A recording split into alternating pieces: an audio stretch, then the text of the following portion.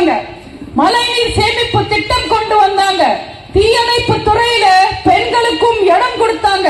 Mini bus கொண்டு வந்தாங்க. மீட்பிடி தடை காலத்துல 1000 ரூபாய் உதவித்தொகையை 2000 ரூபாவா உயர்த்தி கொடுத்தாங்க. 2011 இருந்து 2016 வரைக்கும் 8010 தொடக்க பள்ளிகளை உயர்நிலை பள்ளிகளா மாத்துறாங்க.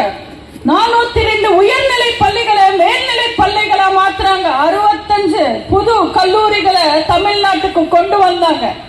இன்னைக்கு பெண்கள் இலவச பயணம்னு சொல்லி பெண்களை ஏமாத்தி ஆட்சிக்கு வந்த திமுக பெண்கள் போறதுக்கான இலவச பேருந்துகளை விடுறதே இல்லை. இருக்கிற 1-2 பஸ்ல போற பெண்களை பார்த்து ஓசி டிக்கெட்டுங்கன்னு கேலி பண்ற திமுக அமைச்சர்கள் அல்ல. எங்க அம்மா காலடியில விழுந்து பாடம் கத்துக்கணும். ஏன்னா எங்க அம்மா மக்களுக்காக கொண்டு வந்த எந்த திட்டத்துக்கும் இலவசன்ற பேரை பயன்படுத்தினதே கிடையாது. விலையில்லா அரிசி, விலையில்லா மிக்சி, விலையில்லா கிரைண்டர், விலையில்லா பேன், விலையில்லா மடிக்கணினி, விலையில்லா சைக்கிள், விலையில்லா ஆடுமாறு, 100 யூனிட் விலையில்லா மின்சாரம் கொடுத்தவங்க நம்ம அம்மா. மக்களோட உணர்ச்சிகளுக்கு மரியாதை கொடுத்து தியாகிகள் பென்ஷன் 12,000 ரூபாவா உயர்த்தி கொடுத்தவங்க. கோவில்ல அன்னதான திட்டம் கொண்டு வந்தவங்க. நாகூர் தர்காக்கு சந்தனம் கொடுத்தவங்க. ரம்ஜான் நோம்பு கஞ்சிக்கு 4000 டன் அரிசி கொடுத்தவங்க. ஜெருசலம் யாத்திரைக்கு உதவுனவங்க. வேளாங்கண்ணி யாத்திரைக்கு உதவுனவங்க. ஏழை பெண்களுக்கு தாலிக்கு தங்கம் கொடுத்தாங்க. பட்டம் படிச்ச பெண்களுக்கு திருமண உதவித்தொகை 50,000 ரூபாவா கொடுத்தாங்க. கர்ப்பிணி பெண்களுக்கு 6 மாசம் விடுமுறையை 9 மாசமா உயர்த்தி கொடுத்தாங்க. பிறந்த குழந்தைக்கு கூட அம்மா பரிசு பெட்டகம் கொடுத்தாங்க. பால் ஊற்ற தாய்மார்களுக்கு பொது இடங்கள்ல தனி இடம் அமைச்சு கொடுத்தவங்க அம்மா. இப்படி தமிழ்நாட்டு மக்களுக்கு பார்த்து பார்த்து செஞ்சவங்க நம்ம அம்மா. அம்மாக்கு அப்புறம் ஆட்சியை கட்டி காத்த எடப்பாடியார் ஒன்னும் கம்மியானவர் இல்ல. அம்மாக்கு அம்மா வழியிலேயே 4 வருஷம் ஆட்சி கொடுத்தாங்க. ஒகி புயல், கஜா புயல், தானை புயல், வரதா புயல், இப்படி எத்தனையோ புயல் வந்தது, எத்தனையோ கஷ்டங்கள் வந்தது. ஒரு சொட்டு தண்ணி இல்லாத அளவுக்கு வறட்சி காலம் வந்தது. கொடிய கொரோனா வந்தது. ஆனாலும் தமிழ்நாட்டு அரசாங்கம் கடன் மேல கடன் வாங்கி மக்களுக்கு சுமை ஏத்தாம, விலை ஏத்தாம அம்மா கொண்டு வந்த அத்தனை திட்டங்களுக்கும் மக்களுக்கு கொரோனா காலத்தில் கூட கொடுத்தவர் புரட்சி தமிழர் அண்ணன் எடப்பாடியார் அவர்.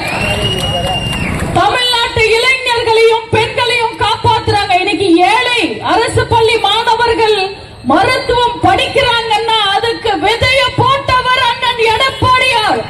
7.5% இடஒதுக்கீடு கொடுத்தவர். இப்படி தினம் தினம் ஒரு சாதனையை செஞ்சு அதிமுகவை வளர்த்தவங்க எங்க தலைவர்கள். திமுகவுக்கு ஒரே ஒரு விஷயத்தை சொல்ல விரும்புறேன். புரட்சி தலைவர், புரட்சி தலைவி அம்மா, புரட்சி தமிழர் அண்ணன் எடப்பாடியார் இருக்கிற வரைக்கும் அதிமுகவை எந்த கும்பனும் ஆட்டவோ அசைக்கவோ முடியாது.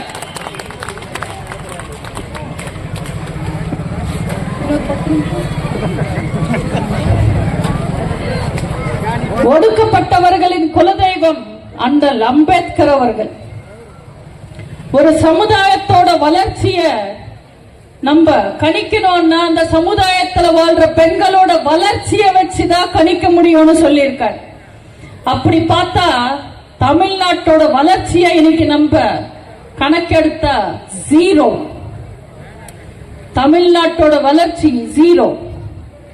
மக்களால் நான், மக்களுக்காகவே நான் வாழ்ந்த அம்மாவை பார்த்து இனிக்கும் நினைச்சு வீரத்தோடு செயல்படுறாங்க எத்தனை பேரும் தெரியுமா? 1 கோடி தொண்டர்கள் இருக்கிற மாபெரும் இயக்கத்துக்கு தலைவியா இருந்தாங்க அம்மா. எத்தனையோ அவமானங்கள், எத்தனையோ கஷ்டங்கள், எத்தனையோ வேதனைகள் எல்லாத்தையும் சகிச்சுக்கிட்டு விடாமுயற்சியோட அதிமுகவையும் அதிமுக குடும்பமான இந்த இயக்கத்தை மிகப்பெரிய ஆலமரமா 1000 விருதுகள் விட்டுட்டு போற மாதிரி வலுவா வளர்த்துட்டு போயிருக்காங்க. அரசியல் ஈஸின்னு நினைச்சுக்கிட்டு நிறைய பேர் அரசியலுக்கு வராங்க. அரசியல் ஒன்னும் அவ்வளவு ஈஸி கிடையாது. அரசியல் ரொம்ப கஷ்டம். இங்க நடிக்கிறவங்க ரொம்ப நாள் நிலைச்சு நிக்க மாட்டாங்க. இங்க உண்மை இருக்கணும், நேர்மை இருக்கணும், பொறுமை இருக்கணும். அத்தனையும் சகிச்சுக்கிட்டு மக்களுக்காக விட்டு கொடுத்து மக்களுக்காக வாழ்ந்து ஆட்சி பண்ணணும், அரசியல் பண்ணணும். அப்படி வாழ்ந்தவங்க எங்க புரட்சி தலைவி அம்மா அவர்கள். ராஜீவ் காந்தி காலத்திலிருந்து ராகுல் காந்தி காலம் வரைக்கும் பழம் தின்னு கொட்டை போட்ட எத்தனையோ ஜாம்பவானங்களுக்கு சிம்ம சொப்னமா வாழ்ந்தவங்க எங்க அம்மா. மக்களை பத்தி தவிர வேற எதுவுமே சிந்திக்காம வாழ்ந்தவங்க எங்க அம்மா. ஒரு நிமிஷம் யோசிச்சு பாருங்க. மருத்துவமனையில படுத்திருந்த நம்ம அம்மா சொத்து பத்தியோ சொகத்து பத்தியோ வாழ்க்கை பத்தியோ வாரிசு பத்தியோ யோசிச்சாங்களா? இல்ல காவேரி பிரச்சனை என்னாச்சு, முல்லை பெரியார் பிரச்சனை என்னாச்சுன்னு விசாரிச்சு மக்களால் நான் மக்களுக்காகவே நான் அதை வாழ்ந்து வாழ்ந்து வாழ்ந்து வரலாறானாங்களா? அந்த தாய யாரால மறக்க முடியும்? போன தேர்தல்ல போலி விளம்பரங்களையும் பொய்யான வாக்குறுதிகளை நம்பி ஏமாந்துட்டீங்க நீங்க. உண்மையில சொல்லுங்க, அதிமுக ஆட்சி காலத்துல 10 வருஷம் அதிமுக ஆட்சி காலத்துல தமிழ்நாட்டு மக்கள் எவ்வளவு நிம்மதியா இருந்தாங்க, எவ்வளவு பாதுகாப்பா இருந்தாங்க. தயவு செஞ்சு போலி வார்த்தைகளையும் போலி விளம்பரங்களையும் நம்பி ஏமாறாம எப்ப தேர்தல் வந்தாலும் அம்மாவை நம்புங்க, அண்ணன் எடப்பாடியார நம்புங்க, ரெட்டைலைய நம்புங்க. அம்மாவை நம்புனா ஆண்டவனை நம்புன மாதிரி நிச்சயமா நம்ம எல்லாரும் நல்லா இருப்போம். தமிழ்நாட்டு பெண்கள் பாதுகாப்பா இருக்கணும்னா, தமிழ்நாட்டு முதியவர்கள் நிம்மதியா இருக்கணும்னா, தமிழ்நாட்டு இளைஞர்களின் வாழ்க்கை வெளிச்சத்தோடு இருக்கணும்னா, தமிழ்நாட்டு போலீஸ் மீண்டும் ஹீரோ ஆகணும்னா தயவு செஞ்சு ரெட்டைலைக்கு ஓட்டு போடுங்க. நம்புங்கள் தொண்டர்களே, கழகம் நமதே, கடமை நமதே, நாளை நமதே, எந்த நாளும் நமதே. வாய்ப்புக்கு நன்றி கூறி விடைபெறுகிறேன். நன்றி, வணக்கம். எடப்பாடியார் வருங்கால முதலமைச்சர் எடப்பாடியார்.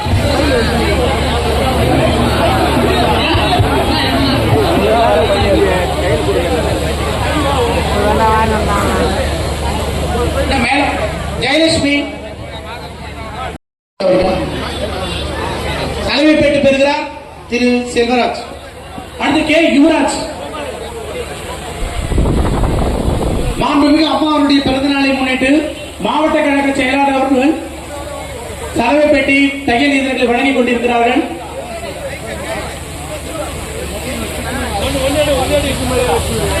யுவராஜ்